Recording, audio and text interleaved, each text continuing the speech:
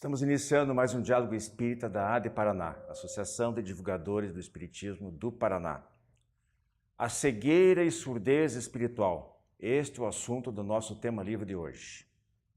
A pergunta dirigida ao quadro Espiritismo responde é a seguinte: como os espíritas conseguem se manter com tanta serenidade durante os velórios?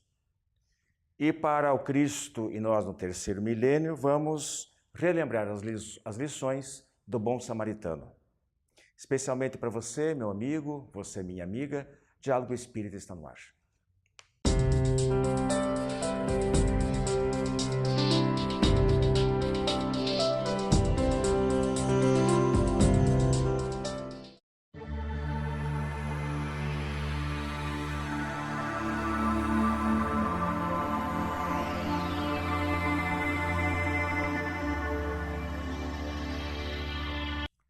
Prezados amigos, nosso tema livre de hoje vai falar sobre cegueira e surdez espiritual. O que seria isso? Nós vamos ver a partir de agora. Comigo aqui é a Rose Hagel, Gilberto Tomasi. Eu vou ler aqui, só para refrescar a memória de todas, não é? Inclusive a minha, o que consta da narrativa de Mateus, no capítulo 13, versículos 10 a 15. Onde ele cita textualmente essa situação de ver e não enxergar, digamos assim, de ouvir, mas na realidade não ter a percepção, do ponto de vista espiritual. Então, Mateus narra que Jesus teria dito assim: ouvireis com os vossos ouvidos e não escutareis. Olhareis com os vossos olhos e não vereis.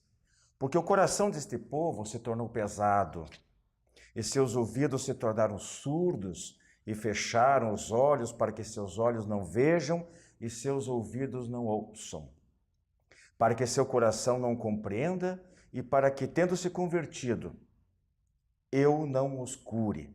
Como diz Mateus capítulo 13, versículos 10 a 15.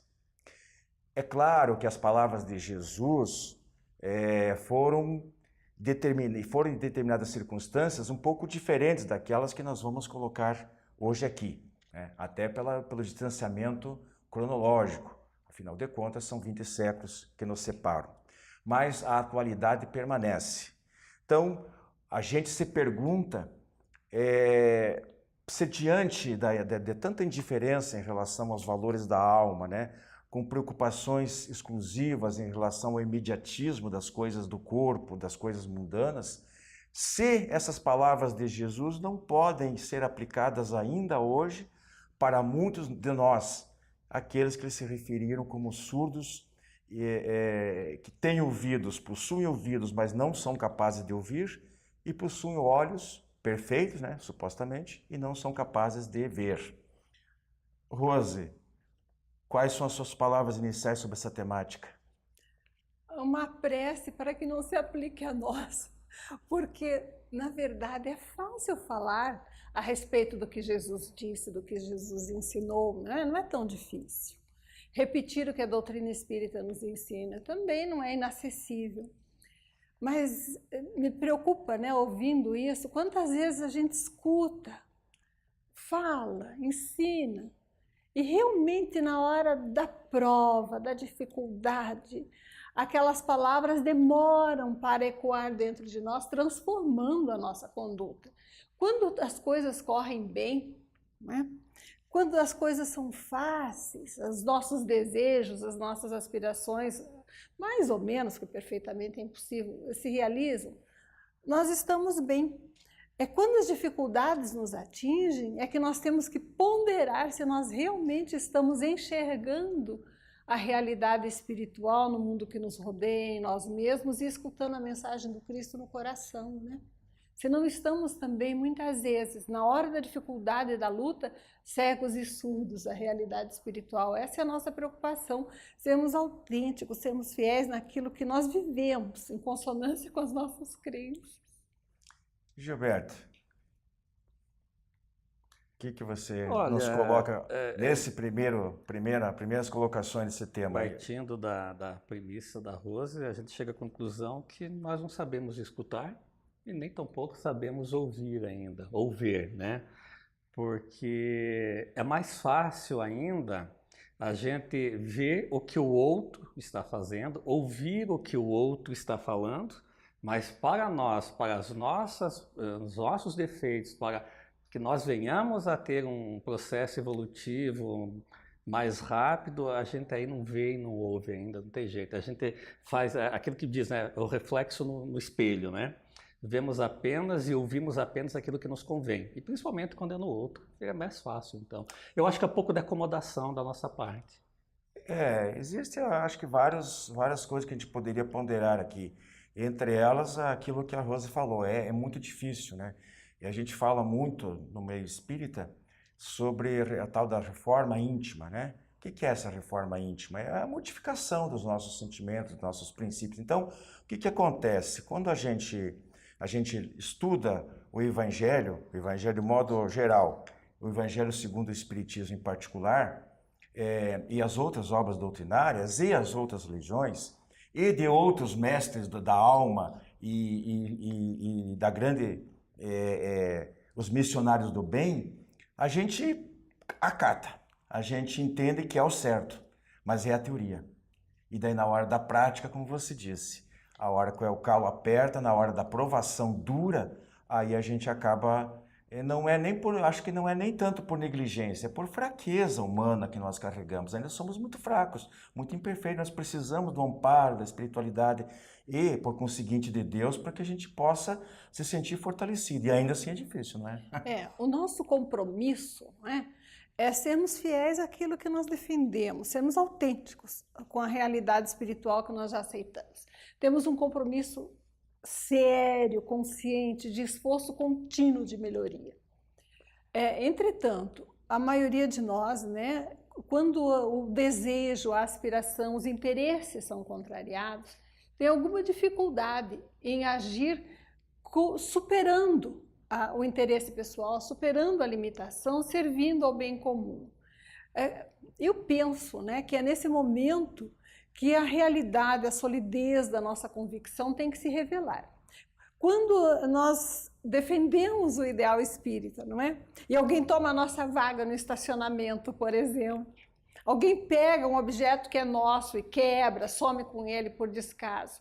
Claro que nós não vamos ficar felizes com a situação, mas eu acho que nessas coisas pequenas do dia a dia é que nós mostramos o quanto a realidade de Jesus já penetrou na nossa vida. Agimos com, pelo menos, tolerância, né? Ou condenamos a priori o outro sem conhecer a sua motivação.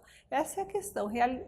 Refletimos a realidade de Jesus ou, na verdade, ainda deixamos subir em nós o homem velho? Mas eu concordo, não tenho nem dúvida.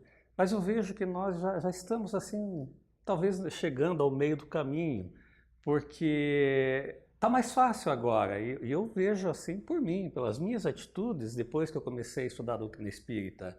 E agora eu já começo a me questionar, então eu já não... E acho que assim como eu... Não se acomoda, pelo menos, né? Além de não acomodar, já tem algumas atitudes que eu imagino que nós aqui todos temos. Já não mais brigar no trânsito, já não revidar mais uma ofensa, ou revidar aqui por dentro, mas não com palavras, né? Ouvir e não falar, ou fazer de conta que não está vendo. E isso é muito difícil, mas... Como espíritos que somos, como divulgadores da doutrina que somos, né? Estamos passando uma mensagem, eu penso que fica, aspas, mais fácil para a gente, naquele momento, parar e pensar. Mas não dá saltos, né? Tem que ir devagar. Mas... Jesus falou, né? Bom é só o Pai. Entretanto, a nossa fidelidade aos princípios, né, ela tem que se revelar no dia a dia. Mas é como dizia Kardec, reconhece o verdadeiro espírita pela transformação moral, pelo esforço que ele faz, né, na direção do bem. Eu acho que o nosso compromisso é esse, darmos o nosso máximo, sem pretensão de perfeição que nenhum de nós tem, mas tentando sacrificar os nossos interesses e os nossos desejos ao bem comum. A gente coloca assim, sempre tentando trazer para o para nossa situação pessoal, porque a gente nunca se coloca acima de quem quer que seja, né? Nem podemos, Nem né? podemos. Não somos cegos. Exatamente. Enxergamos e ouvimos. E a humildade faz parte desse aprendizado. É uma das lições básicas que Jesus, e aliás, Jesus exemplificou de uma maneira excepcional, né? Não tem como. Mas eu, Rose, Gilberto, me permito aqui também abrir um pouquinho essa discussão em termos de uma crítica social, né? Então, eu repito, sem entender sem pressupor que o espírita não deixe de precisar desses aprendizados, mas o que a gente vê é uma grande preocupação com o todo social. Então, grande parte da população, homens, mulheres, jovens, eles estão iludidos. Sem perceber a realidade então, espiritual. a gente se pergunta até quando eles vão ficar atentos e restritos aos interesses da matéria, né? Até quando a gente vai aceitar pacificamente, de bom grado, voluntariamente ser escravizado pelos prazeres passageiros, pelos prazeres efêmeros, né? Até quando a gente, como você citou antes do homem velho e tal, esses velhos hábitos. Então, nós, e aí reforçando o que o Gilberto disse como divulgadores da doutrina, nosso empenho é esse. Não de ensinar, não de passar sermão, não de criticar, não de ofender, não, muito menos de agredir, mas de compartilhar um pouco daquilo que a doutrina espírita nos oferece, no sentido de aprendizado, que a gente já conseguiu alguma coisinha, e porque a gente tem, de fato, essa visão um pouquinho mais distanciada dos problemas humanos, né? A doutrina espírita é eminentemente humanista. Então a gente se preocupa com todo, não apenas com o indivíduo A ou B ou com aquele segmento em particular. Bom, Jesus já ensinou, né? Nós acreditamos na imortalidade da alma, nas múltiplas experiências na Terra com um processo de aprendizado comum, na sobrevivência e individualidade do espírito, mas isso tudo é ensinamento cristão, não é novidade da doutrina espírita, né? Ela vem reforçar, trazer provas, observação científica a respeito desses fatos, mas Jesus já nos ensinou sobre isso, bastaria até. Quando ele falou, por exemplo, a Nicodemos, né, que era preciso voltar ao ventre da mãe e recomeçar a experiência, ele estava ensinando que nós temos muitas vidas na Terra. Quando, né, no Tabor, se não me engano, Wilson me corrija se eu estiver errado, Jesus foi visto ao lado de Moisés, né, e Elias. Obviamente eram espíritos desencarnados que estavam aparecendo aos apóstolos, e provando a imortalidade e a comunicabilidade do espírito. Quando no Pentecostes, né, as chamas, as inspirações espirituais desceram sobre aqueles apóstolos e eles, mediunizados, falaram diversas línguas, a mediunidade se tornou patente à multidão. Então, a doutrina espírita não traz conhecimento novo, mas o compromisso, não é, de renovarmos a nossa existência como Jesus nos ensinou, amando a Deus, amando ao próximo acima de nós mesmos, é um compromisso que tem que se renovar diariamente. E enxergar e ouvir, né, essa realidade espiritual é o nosso desafio. Essa palavra mágica, né, Gilberto? Renovação. A mensagem espírita é eminentemente renovadora. Gostaria que você... E essa renovação também só vem com outro ensinamento de Jesus, até pegando o teu gancho no início que você falou, conhecereis a verdade e ela vos libertará. Porque como que eu vou ver, como que eu vou ouvir, me pronunciar, falar se eu não conheço a verdade? E como você bem falou, Wilson, às vezes nós vivemos uma falsa verdade, uma falsa ilusão, ou que nos é proporcionada por alguém, ou porque nós mesmos as criamos, né? Então conheçamos um outro lado, uma outra verdade, para que possamos, enfim, ver com bons olhos e ouvir com bons ouvidos, né? Porque eu acho que não é possível que a gente continue, passados 2000 anos, a gente falou aí outros mestres, que não é exclusividade só do cristianismo, né? De grandes gênios da humanidade, tanto no saber como na área do humanismo, do sentimento, e que a gente continue teimando a correr desesperadamente sempre só para atender a matéria, né? Esquecidos que somos imortais, né? Tentando fazer o máximo, fazer tudo que gozar o máximo, tudo hoje, atrás de fama, de poder, de beleza, de dinheiro. Até quando nós vamos insistir nesse tipo de erro? Nós só vemos as coisas como elas são e não como nós somos.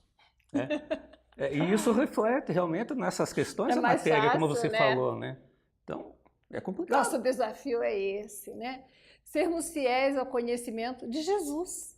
e nos adaptando à novidade que a doutrina espírita nos trouxe, de que aquelas coisas que ele ensinou não são derrogações de lei natural, mas são cumprimento da lei natural e estão ao alcance de todos, reencarnação, comunicabilidade, sobrevivência e mediunidade, usarmos esses valores espirituais no nosso dia a dia para o progresso comum. É isso aí. Realmente nós temos que nos despertar, porque nós estamos aqui, isso aqui não é um parque de diversão, a Terra é um grande educandário e nós temos que tirar proveito, porque depois talvez a gente venha a lamentar profundamente o tempo que a gente perdeu aqui com futilidades. Então, se nós pensamos a sério que Deus existe, nós acreditamos em Deus, etc., nós temos que trabalhar para pôr essa realidade que é a nossa, pelo nosso próprio bem. Não é pelo bem dos outros, a gente na verdade está fazendo o bem a si mesmo, né? Então segue nosso programa aí com os nossos demais quadros e até mais. Clube do Livro Espírita de Curitiba. Mais de 2 décadas consolando corações, iluminando consciências. Associe-se e tenha o melhor da literatura espírita em sua casa. Descontos de até 60% no preço de capa e no primeiro ano ainda ganha uma assinatura grátis do jornal Comunicação Espírita. Acesse também a nossa fanpage no Facebook da AD Paraná. Associe-se agora e contribua para a manutenção deste programa.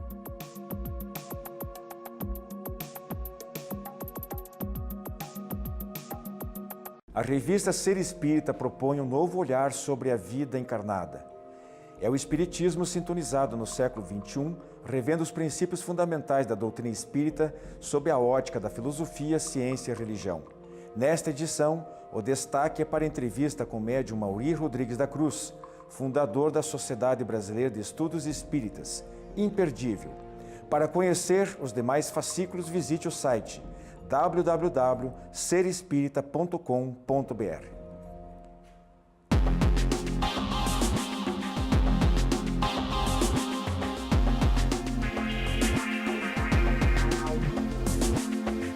Queridos amigos, em nosso quadro O Espiritismo Responde, a pergunta que nos chega através de um telespectador é a seguinte: já estive presente em velórios e sepultamentos de familiares de pessoas espíritas. Como elas conseguem enfrentar esses momentos tão difíceis de maneira tão calma e resignada? O que podemos aprender com eles? Há uma fórmula para isso?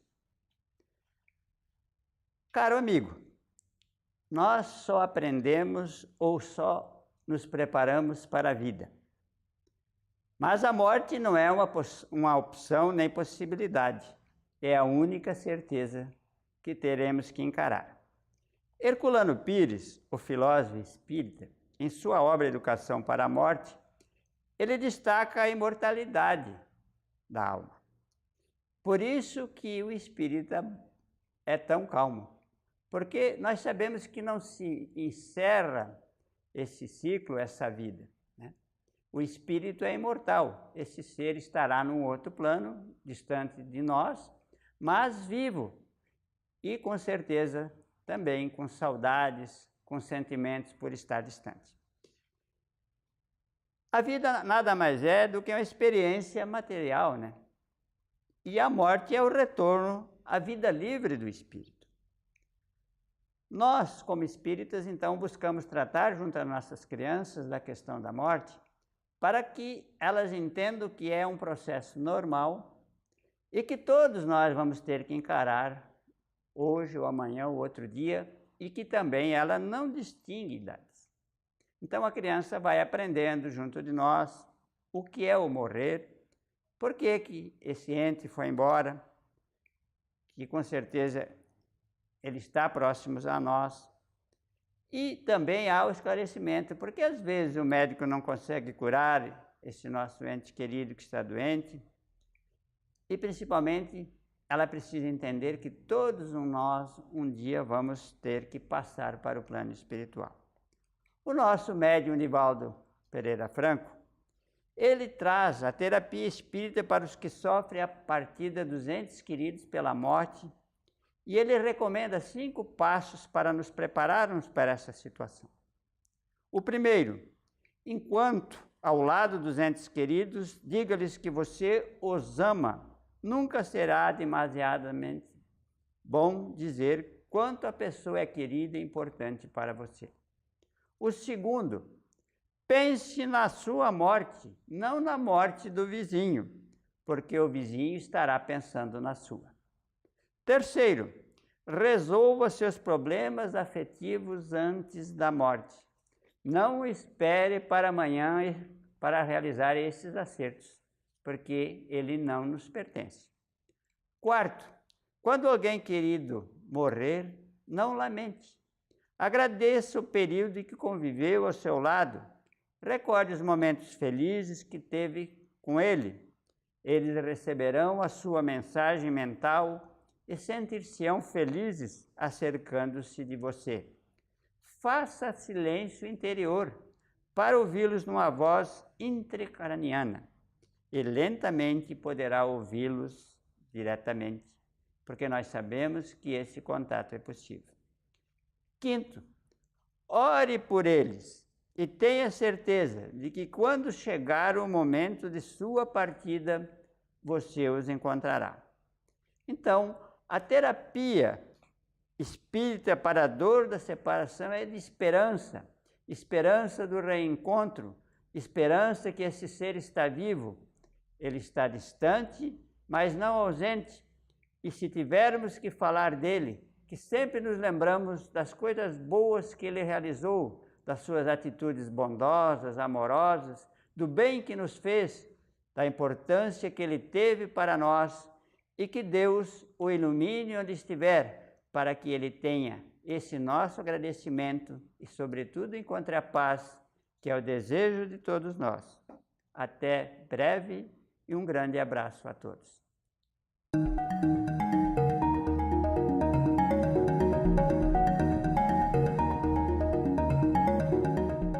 Olá! Vamos conversar hoje a respeito da parábola do bom samaritano. Dos ensinamentos de Jesus, que fala ao coração de todos aqueles que se preocupam com a essência do ensinamento cristão em suas vidas. Estamos longe ainda, muito longe de corresponder à mensagem que ele veiculou, mas a nossa meta, não é entendermos o que ele disse e aplicarmos à nossa vida. Do que trata a parábola do bom samaritano? Ela nos fala inicialmente que Jesus estava reunido com alguns discípulos e um doutor da lei, dizem que para tentá-lo, para levá-lo a erro, para pô-lo à prova, perguntou: Mestre, que é preciso que eu faça para possuir a vida eterna? E Jesus respondeu: O que é que está escrito na lei? O que é que ledes nela? E o doutor da lei, sabendo do conteúdo, respondeu: Amareis o Senhor vosso Deus de todo o vosso coração, de toda a vossa alma, de todas as vossas forças e de todo o vosso espírito, e ao vosso próximo como a vós mesmos. E Jesus disse: Respondestes bem, faze isso e viverás. Mas o doutor da lei não ficou satisfeito, ele queria realmente tentar pôr o Cristo à prova. E perguntou: mas quem é o meu próximo? Jesus sempre escolhia falar conosco, as pessoas comuns, da maneira mais simples possível, contando histórias, contando parábolas, para que o ensino ficasse gravado na mente de todos. E ele contou uma historinha, uma parábola, a parábola do bom samaritano. E ele disse que descia um homem de Jerusalém para Jericó e que foi assaltado. Levaram tudo o que ele tinha e o deixaram abandonado à beira do caminho, todo ferido. Ele ficou lá jogado e passou por ele primeiro um sacerdote. Olhou, desviou o caminho e foi em frente. Depois do sacerdote, passou por ali um levita. Olhou também, avaliou, seguiu seu caminho e não se incomodou com ele. Depois do sacerdote e do levita, ia passando por ali um samaritano, que era de uma raça menos considerada pelos judeus, porque tinha algumas crenças diferentes. E o samaritano olhou o homem, ficou com pena, parou, acudiu, passou vinho, azeite nas suas feridas, que era o tratamento da época, enfaixou-o, colocou-o sobre o seu animal, levou-o até uma hospedaria e disse ao dono da hospedaria: eu tenho que seguir viagem, mas cuide dele. Quando eu voltar, se o senhor tiver gasto alguma coisa a mais com ele, eu pagarei. Essa foi a história que Jesus contou. E ele perguntou ao doutor da lei: quem foi o próximo, então, daquele homem ferido? E o doutor da lei respondeu: aquele que usou de misericórdia para com ele. Jesus falou: faz o mesmo e viverás. Nós, não é? Como esse doutor da lei, muitas vezes temos um conhecimento acerca da realidade ou das nossas crenças religiosas, da doutrina que aceitamos, seja ela qual for, e pensamos que estamos de alguma forma protegidos ou que sabemos mais do que os outros. E nos esquecemos frequentemente que conhecimento é apenas um título de responsabilidade, mas que para o Cristo, para a vida, para Deus que nos criou, importa menos o que sabemos, a forma como acreditamos, aquilo que constitui a nossa bagagem intelectual ou racional, e importa muito mais aquilo que nós fazemos para com o nosso semelhante, a maneira como agimos no nosso dia a dia. Ser o bom samaritano nas nossas vidas, consoante os ensinos de Jesus, significa sermos fiéis aos princípios, mas sabermos valorizar as qualidades alheias. Sermos aquele em família que não espera ser servido, mas serve. Aquele que ajuda, aquele que abraça uma criança, que ampara o mais fraco, que defende quem está ausente quando fazem algum comentário a respeito dele. Em sociedade significa ser aquele que deixa o lugar onde passou um pouquinho melhor depois que passou por ali. Uma planta que precise ser endireitada, um gesto que se possa ter de amizade e generosidade, uma palavra de compreensão, um ombro amigo, valem mais que um discurso completo a respeito de doutrinas filosóficas, de seitas religiosas, de preceitos externos que pretensamente agradariam a Deus. O que Jesus nos ensinou foi que todos aqueles que temos a pretensão de entender alguma coisa de religião, de vida, temos menos valor se aplicamos pouco esses conhecimentos do que o agnóstico, o materialista, a pessoa até de vida perturbada, mas que é generosa, que ama o seu semelhante, que serve o quanto pode. Porque ser bom samaritano é um desafio de sermos fiéis à doutrina de Jesus, não nas grandes coisas, mas nos pequenos serviços do dia a dia, valorizando as qualidades do próximo, reconhecendo as suas boas disposições e, acima de tudo, não julgando, servindo sempre com amor. Muita paz. Fiquem conosco. Clube do Livro Espírita de Curitiba. Mais de 2 décadas consolando corações, iluminando consciências. Associe-se e tenha o melhor da literatura espírita em sua casa. Descontos de até 60% no preço de capa e no primeiro ano ainda ganha uma assinatura grátis do jornal Comunicação Espírita. Acesse também a nossa fanpage no Facebook da AD Paraná. Associe-se agora e contribua para a manutenção deste programa.